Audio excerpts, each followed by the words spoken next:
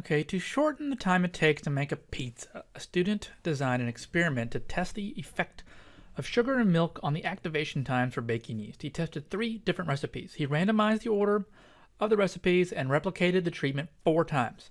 Use the table of an ANOVA result to complete parts A through C below. So recall that we've seen the 2-sample t-test when we're comparing 2 means.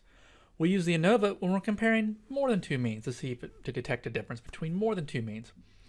There's a danger, and the book discusses this, of running multiple t-tests. And so I talked about that in the summary, and the textbook exhausts that. So I'm going to focus on this on the ANOVA, and you'll notice that most of these problems didn't come from our textbook itself. Our textbook really sort of seems to favor doing these by hand, and I'm pretty much going to develop these on using technology, or go ahead and give you ANOVA tables that are already generated. And we'll do a few where you have to use StatCrunch to crunch out the ANOVA, and then you'll look at the output. So for this particular one, let's go ahead and click on the icon to view a box plot of the ANOVA. So here we go. So we're trying to detect, just from looking at it, looks like there's going to be a difference between these 3 different recipes, right?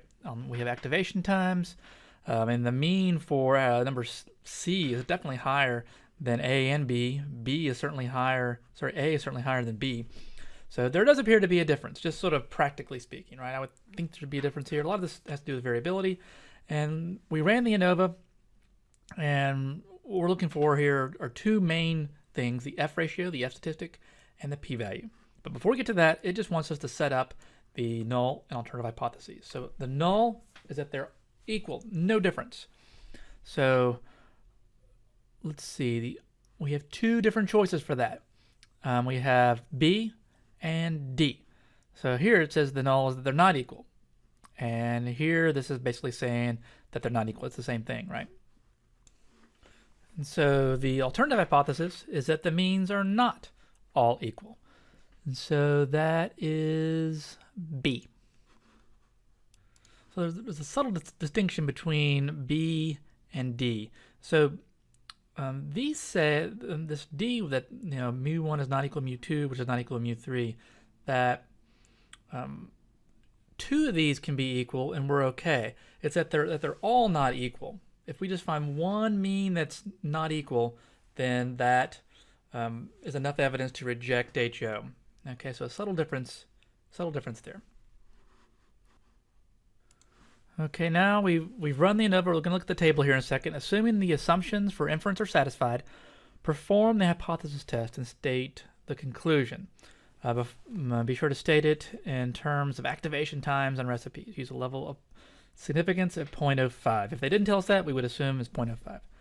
So let's look at our p-value. And there we go. So my eyes go right to that. The ANOVA tables are almost always set up in this form. So we're going to have a p-value of 0.0154, and that's low compared to 0.05. So it's below that. So we're going to reject HO.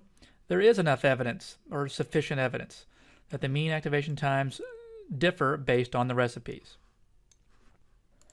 And so now it says, would it be appropriate to follow up the study with multiple comparisons to see which recipes differ in their mean activation times? Well, sure.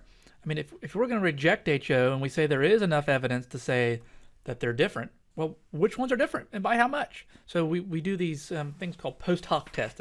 We run a test after, so we run a test and we say, okay, there is a significant difference. Well, now let's see what is different and what is that difference. And so yes, we would. Yes, because the null hypothesis was rejected, we would proceed with a multiple comparisons method. And there are a bunch of these out there, and we'll talk about that later in the class.